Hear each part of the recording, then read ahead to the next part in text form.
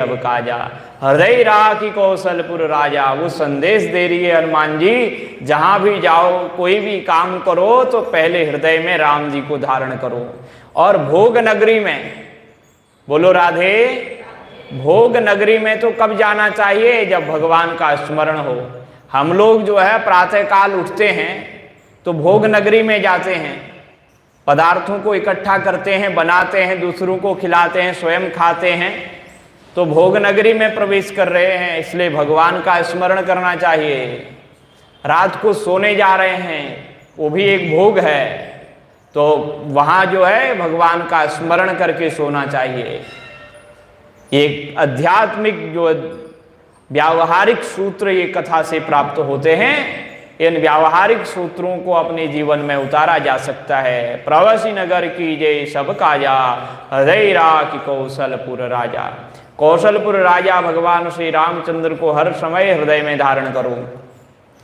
और इधर जो है हनुमान जी आगे बढ़े हैं, तो आगे उन्होंने मंदिर मंदिर प्रतिकर शोधा, हर मंदिर में जाकर के शोध किया, लेकिन सीता जी नहीं मिली। अगणित योद्धा जरूर मिले, बड़े बड़े वीर जरूर मिले, और वहां का आहार व्यवहार तो बेढंगा था। वहां के लोग, वाल्मीकि रामायण में जो वर्णन आया है, हनुमान जी ने जो दर्शन किया है, उस दर्शन के बाद हनुमान जी पछताते हैं, अरे मैं तो ब्रह्मचारी हूं, मैं यहाँ कहाँ घूम रहा हूं। पराय स्त्रियों का जो रात में जो मदिरा पी करके जो इधर उधर पड़ी हैं, उटपटांग बोल रही हैं, बेहोश हैं, इनका दर्शन, तो ये तो मुझे नहीं करना चाहिए। फिर सोचते हैं कि नहीं, अब भगवती सीता हैं तो स्त्री, तो ढूंढूं तो कहाँ ढूंढूं, स्त्रियों में तो ढूंढना पड़ेगा।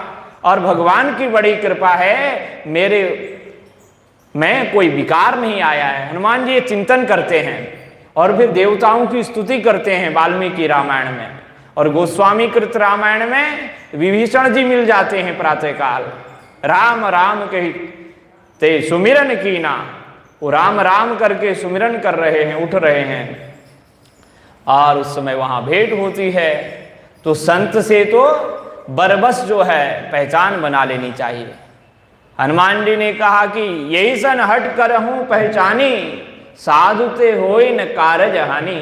जो साधु होता है ना, उससे कभी कोई हानि नहीं होती है, इसलिए उससे तो पहचान बना ही लेनी चाहिए। सज्जनों से पहचान बनाइए, सज्जनों से मिलिए।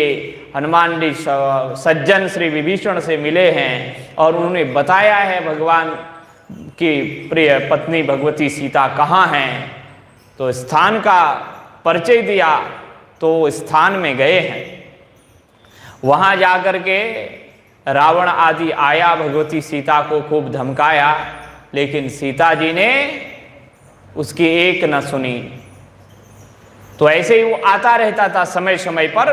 संयोगवश उस दिन हनुमान जी भी वहां थे और उसी दिन रावण भी आ गया, तो उसने खूब धमकाया था। और हनुमान जी देखिए,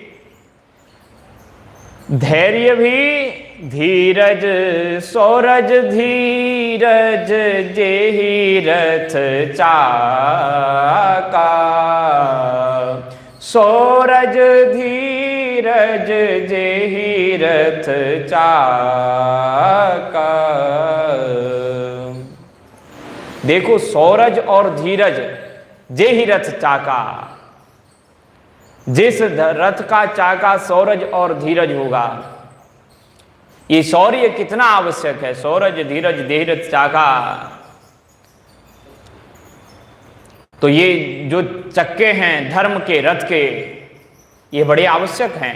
हनुमान जी का धैर्य तो यहाँ देखने योग्य है। जिन भगवती सीता को हनुमान जी अपने स्वामिनी मानते हैं, उन भगवती सीता को रावण प्रताड़ित कर रहा है। हनुमान जी चाहते तो उसी समय कूदते और रावण को जो है मिट्टी में मिलाई देते, पर सीता जी को लगता कि ये कौन आ गया भाई, ये तीसरा, जो रावण को भी मिट्टी में मिला दिया। अविश्वास पैदा हो जाता। बड़ी युक्ति से सारा कुछ देखते हुए हनुमान जी ने कुछ नहीं किया, क्योंकि काम पूरा नहीं हो सकता था ऐसे। तो बाद में जो है दुख तो बहुत हुआ।